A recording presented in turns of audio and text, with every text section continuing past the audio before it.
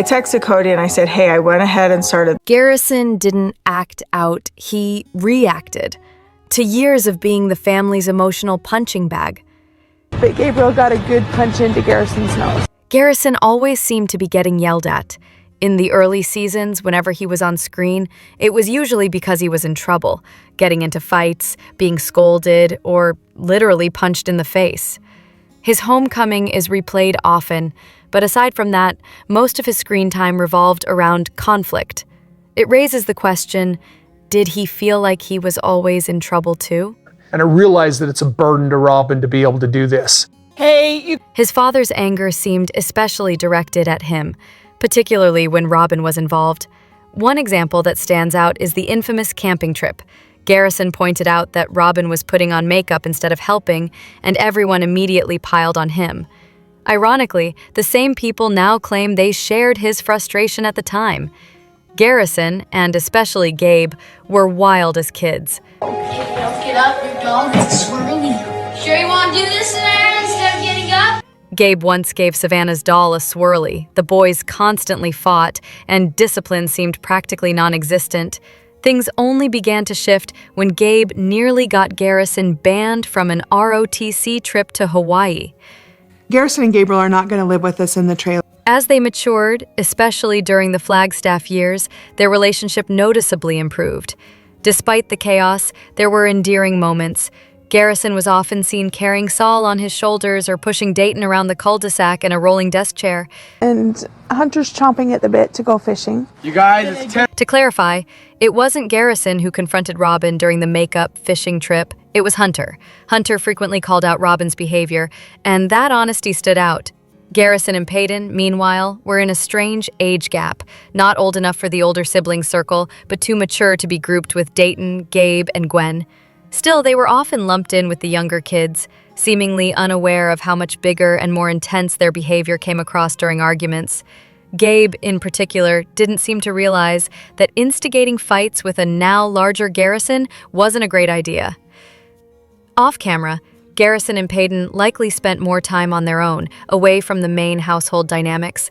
The frustration over the makeup delay during the camping trip, whether from Hunter or not, was valid. It was a fishing trip, yet some treated it like a photo shoot. The double standards were hard to ignore. For example, yeah, but if he's about to hit somebody... I understand that. Garrison once got reprimanded for correcting Saul's behavior. Mary dismissed it with a boys will be boys attitude. Yet when Peyton allegedly pinched one of Robin's kids, the reaction was explosive. Both Kody and Janelle put Garrison in his place, despite frequently relying on him in a parent-like role. His frustration was understandable. He was expected to act like a caregiver, but got no support when he did. Isabel's really hurt that Kody's not here. I've been for it. The lack of a consistent, loving father figure seemed to deeply affect many of the children, especially the boys. Christine's kids in particular bore the brunt of being ignored, largely due to Kody's lack of affection for their mother. I don't understand what she doesn't understand. When you monopolize a man. The absence of a stable paternal presence left a noticeable mark on the family dynamic. Christine got blamed for leaving, yet Robin did the exact same thing. No one talks about that. Something worth fighting for. Why isn't this something worth staying for? During Isabel's graduation party in season 17, episode 5, Robin repeatedly insists that Christine should stay in the marriage, for the family, for the kids, because they can make it work. She warns that leaving will tear the family apart. The irony is impossible to ignore. Robin herself left an unhappy marriage. She did the very thing she now criticizes. I was pushing for the video chat. Her appeals for unity ring hollow. When Robin says, "Stick it out for the family," what she really seems to mean is, stick it out for my children. Stick it out so the family's resources remain accessible to me. Stick it out so I can remain the favored wife, Kody's only romantic partner, while the others are sidelined. Kody's actual time that he spends in each home is pretty equal pre-COVID, and then throughout the series, especially during the pandemic, it became increasingly evident who occupied the center of the family dynamic. Robin's household functioned as the de facto home base. Kody's visits to his other wives felt conditional. If they followed Robin's guidelines, they were granted time. If not, they were left alone. Oh, she's going off to have a major surgery done. During this time, Robin displayed a conspicuous lack of empathy toward the children of the other wives. Truly, for instance, was treated with visible discomfort. No physical contact, no warmth. Even her own children were discouraged from engaging with their siblings. Solomon, visibly disappointed, wanted to play with his sister, but Robin took no steps to support that bond. Like, we have to have separate family groups right now, which is something that none of us ever wanted. The broader question arises, why didn't the family choose to live under one roof during the lockdown? Logically, a unified household would have allowed them to maintain their connection and better manage safety. Instead, separate living arrangements were maintained, reinforcing division. The pandemic became a convenient excuse for Kody to distance himself from the original 3 wives and their children. Robin's pattern of behavior doesn't end there. Her speeches on virtue and morality are undercut by past actions. She has publicly accused her previous partner of abuse, which she uses to justify leaving that relationship, yet she expects Christine to endure years of neglect and emotional hardship without complaint. The imbalance is glaring. Christine's decision to leave was framed as betrayal, Robin's as survival. For the past 3 weeks, we've been going through this legal hell. There are lingering questions about Robin's former marriage and the legal adoption of her children. Silence surrounds the details, but speculation points to possible financial or legal pressure behind the scenes. Whatever the case may be, the broader narrative remains. Robin has consistently operated from a place of self-preservation, cloaked in the language of unity and sacrifice. 2 more ladies? Yes, so Mary and Robin. Mary and Robin, and they live out. Ultimately, the contradiction is clear. Robin champions family when it suits her, but condemns others for making the same choices she once did. The result is not unity, but alienation dressed in the pretense of moral authority. Robin didn't just join the family, she borrowed Christine's entire love story. After rewatching Season 1 following Season 19, the inconsistencies in the narrative are staggering. Me and a bolt of lightning shot through my body. In the final episodes of Season 19, there's a story about a lightning bolt moment between Kody and Robin when they first met. Kody even states in the tell-all that he never had such a moment with any of his other wives. When I first met Christine, I felt this great bolt of energy. It was like I was struck by lightning. But earlier seasons tell a different story. In Season 13, both Kody and Christine recount a similar lightning bolt moment when they first met, together on camera. Then there's the tell-all from Season 1 where Kody describes feeling an ick factor upon meeting Robin. So which is it? Love at first sight, revulsion, or a recycled love story borrowed from someone else? All 3 versions can't be true at once. I saw Kody for the first time at church. Robin's narrative includes that same lightning bolt language, oddly reminiscent of Christine's words in a published book from years prior. The repetition is notable. First time I saw Robin, the first time I ever laid eyes on her, we locked eyes. Kody's version of their first meeting also changes over time. In one retelling, he spotted her in church and couldn't stop looking at her, allegedly because she resembled his mother. Later, the story shifts, sometimes taking place at a friend's house, other times in a cousin's front yard. The details seem to evolve depending on the moment. So I asked Robin to actually give a lesson about chastity. His initial reaction to Robin's background is also glossed over. When it became clear that Robin was divorced with 3 children, that likely didn't fit the image Kody wanted to preserve. His discomfort with her past would have been difficult to overlook, particularly given his preoccupation with the idea of purity. To resolve that conflict, Robin described her past marriage in a way that positioned her as a victim in need of rescue, framing her ex as someone who stole her purity and was abusive. This allowed Kody to shift from hesitant to heroic. Meanwhile, inconsistencies continue to emerge. With the way that my credit is now, I am not going to qualify. Financial issues, shopping addictions, and even credit card fraud surface in Robin's backstory. Records indicate her ex-husband was actually the one who filed for divorce due to her behavior, complicating the carefully curated narrative. There's also a noticeable double standard when comparing Robin to Janelle.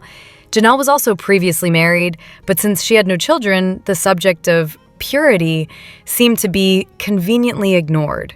With Robin, the presence of 3 children served as undeniable evidence of a past Kody couldn't pretend away. The constant shifting of details and evolving backstories undermines credibility.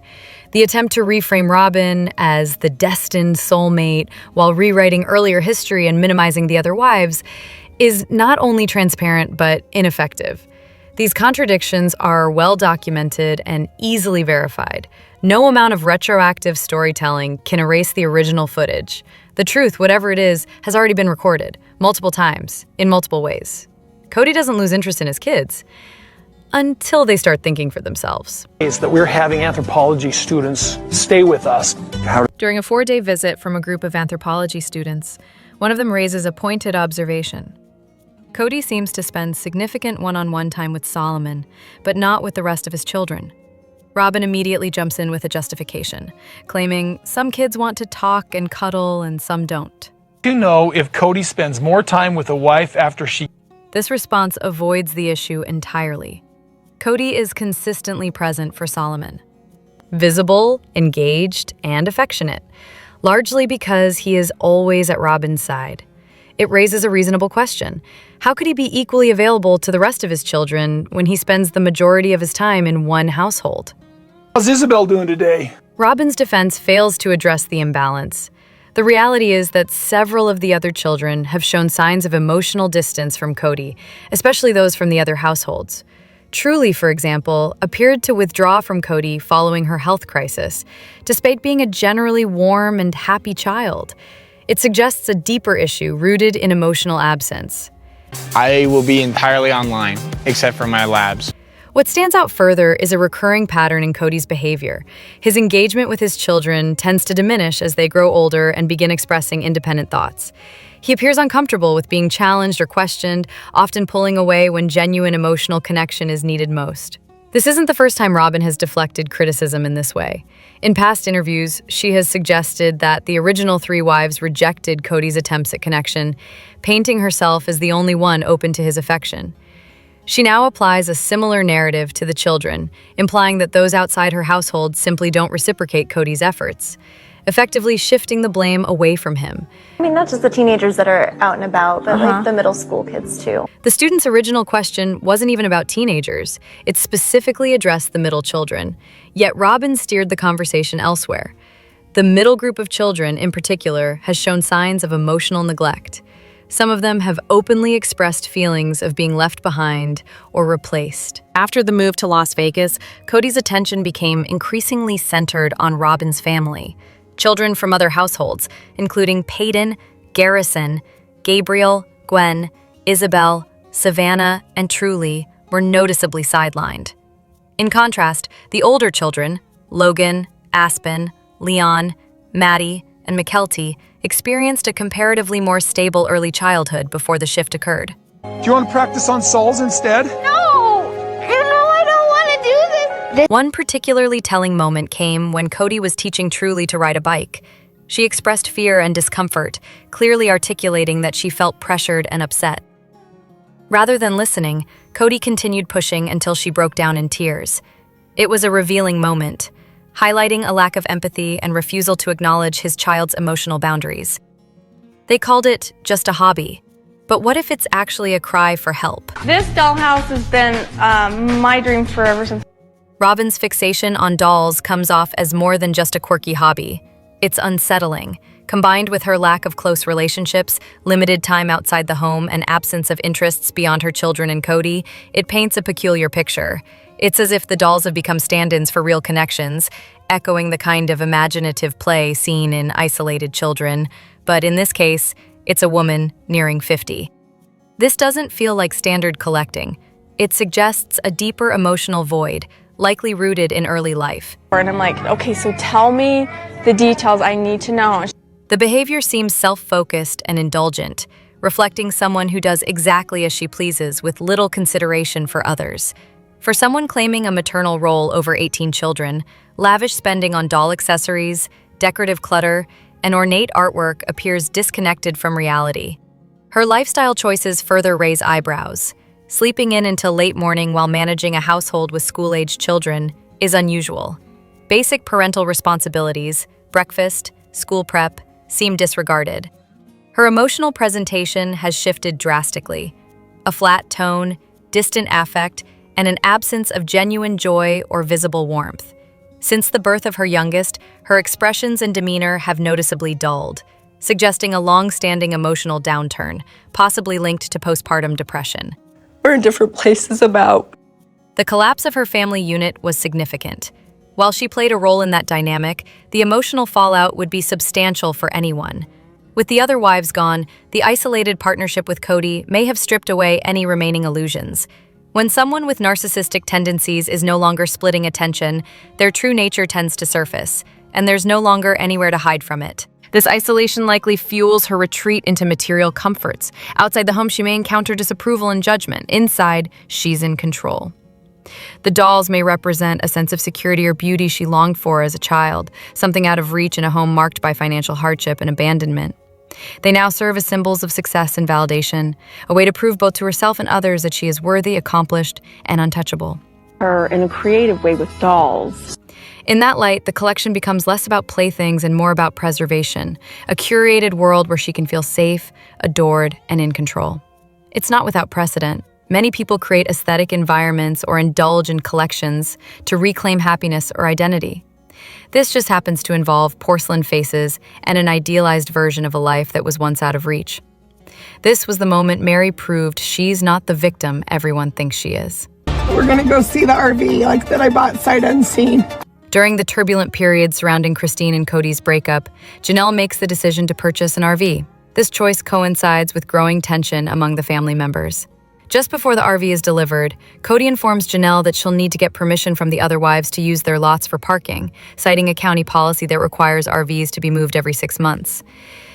What if I don't want an RV pad? The scene then cuts to a confessional with Mary, who pointedly asks, "What if I don't want an RV pad on my lot?" Her reaction underscores a level of territorialism that had gone unnoticed in earlier viewings. She appears visibly surprised that Janelle would even question whether Mary would enforce specific rules or object to her lot's location near the pond.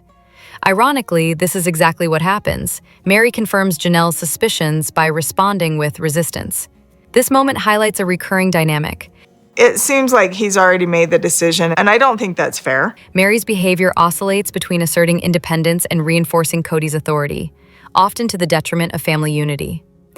Though she often appears isolated, she remains aligned with Kody's interests, even when those interests disadvantage the broader family group. Let's talk to each one of your sister wives and get the permission for every little aspect.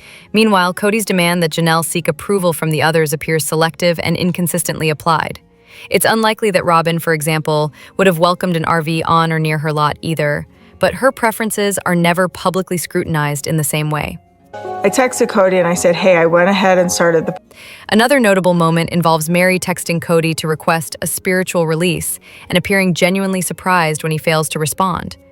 This further illustrates the ongoing emotional disconnect between them. Despite years of distance, Mary continues to seek validation from Kody, whose actions suggest he has long since moved on. The scene as a whole reflects deeper issues within the family structure, specifically how individual desires and unresolved tensions between the wives manifest in small but telling conflicts. And it starts with asking other people if you can park your RV on their property. Even Janelle, typically portrayed as pragmatic and independent, is not exempt from undermining others in pursuit of her own goals. The RV incident is emblematic of the fractured relationships and power imbalances that increasingly define the family dynamic. This guy couldn't even drink cold water. Now he's diving into toxic gas and freezing lakes. Kody Brown is appearing on Special Forces' World's Toughest Test, and curiosity about what he might be earning led to a quick search.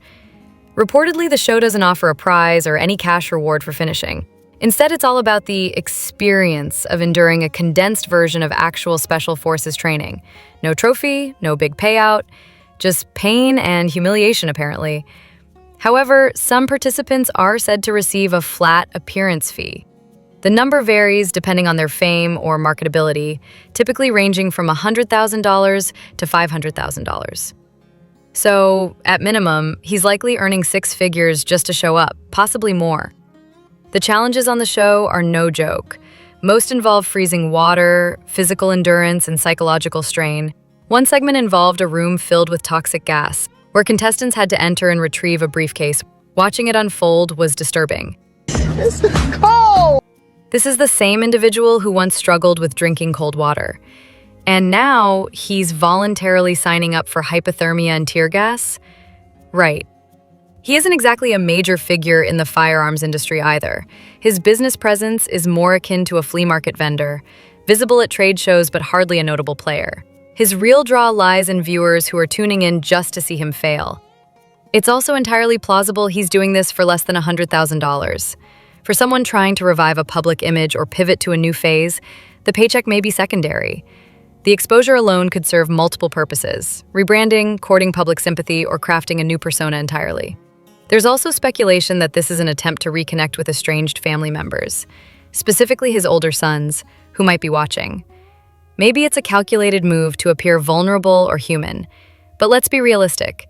The most likely motivation here isn't healing relationships or seeking redemption. It's ego and money, and maybe a touch of desperation.